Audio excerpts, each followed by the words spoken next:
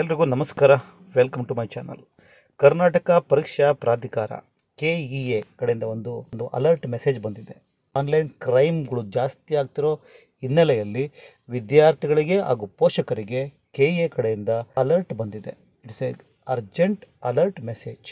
ಈಗ ನಾನು ಹೇಳ್ತಾ ಇರೋ ಇನ್ಫಾರ್ಮೇಷನ್ನ ನಿಮ್ಮ ಫ್ರೆಂಡ್ಸ್ಗಳಿಗೂ ಸಹ ಶೇರ್ ಮಾಡಿ, ಯಾಕೆಂದರೆ ಅವರು ಮೋಸ ಹೋಗೋದು ಬೇಡ. ಕ್ರೈಮ್ ಪ್ರಕರಣಗಳು ತುಂಬ ಜಾಸ್ತಿ ಆಗ್ತಾ ಇದೆ, ಅದಕ್ಕೆ ನೀವು ಸಿಗಾಕೋಬೇಡಿ. KEA ವೆಬ್ಸೈಟು ಅಂತ ಹೇಳಿ ಫೇಕ್ ವೆಬ್ಸೈಟ್ಗಳೀಗ ಕ್ರಿಯೇಟ್ ಆಗಿಬಿಟ್ಟಿದ್ದಾವೆ.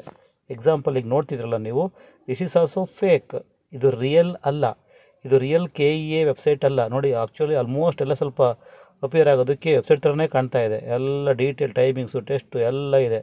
ನೋಡಿ, ಇಲ್ಲಿ KCET ಫೀಸ್ ಬೇರೆ ಸ್ಟ್ರಕ್ಚರ್ ಇದೆ.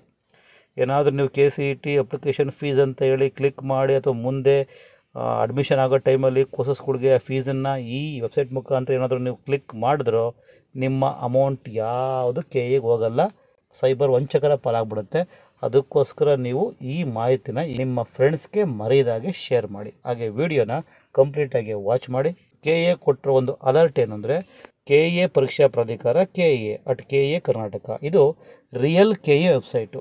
ಹಾಗೆ CET ಆನ್ಲೈನ್ ಕರ್ನಾಟಕ ಗೌರ್ಮೆಂಟ್ ಇನ್ ಕ್ಲಿಕ್ ಮಾಡ್ತೀನಿ ನೋಡಿ.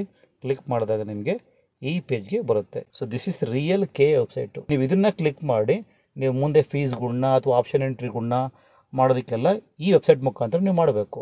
ಹೋಮ್ ಕ್ಲಿಕ್ ಮಾಡಿ, ನೆಕ್ಸ್ಟ್ KEA ಹೋಮ್ ಅಂತ ಕ್ಲಿಕ್ ಮಾಡಿದ್ರೆ ಅದು ಅಷ್ಟೇ ಡೈರೆಕ್ಟಾಗಿ ನಿಮ್ಮನ್ನು KEA ವೆಬ್ಸೈಟ್ಗೆ ಕರ್ಕೊಂಬರುತ್ತೆ. ಸೊ ಇದು ರಿಯಲ್ ಅಕೌಂಟ್. ಓಕೆ, ಇದು KEA ವೆಬ್ಸೈಟ್ನ ರಿಯಲ್ ಅಕೌಂಟ್. ಇದು KCET exam 2025.com ಅಂತ ಇದಲ್ವ, ಇದು ಫೇಕ್. ಇದು ನಾವು ಹೇಳ್ತಾ ಇರೋದಲ್ಲ, ಅಫಿಷಿಯಲ್ ಆಗಿ ಅನೌನ್ಸ್ ಮಾಡಿದೆ KEA. ಮುಂದೆ ಇಂಥ ವೆಬ್ಸೈಟ್ಗಳು ಜಾಸ್ತಿ ಬರಬಹುದು. ಆಪ್ಷನ್ ಎಂಟ್ರಿಗಳನ್ನ ಮಾಡೋದಾಗಲಿ ಅಥವಾ ಮುಂದೆ ಯಾವ್ದಾದ್ರು ಫೀಸನ್ನು ಪೇ ಮಾಡೋದಕ್ಕೆ ಮೊಬೈಲ್ ನಂಬರ್ಗಳನ್ನ, ನಿಮ್ಮ ಇನ್ಫಾರ್ಮೇಷನ್ಸ್ಗಳನ್ನ ಯಾವುದೇ ಕಾರಣಕ್ಕೂ ಈ ವೆಬ್ಸೈಟ್ಗಳಿಗೆ, ಈ ರೀತಿಯ ಫ್ರಾಡ್ ವೆಬ್ಸೈಟ್ಗಳಿಗೆ ಕೊಡೋಕ್ಕೆ ಹೋಗಬೇಡಿ.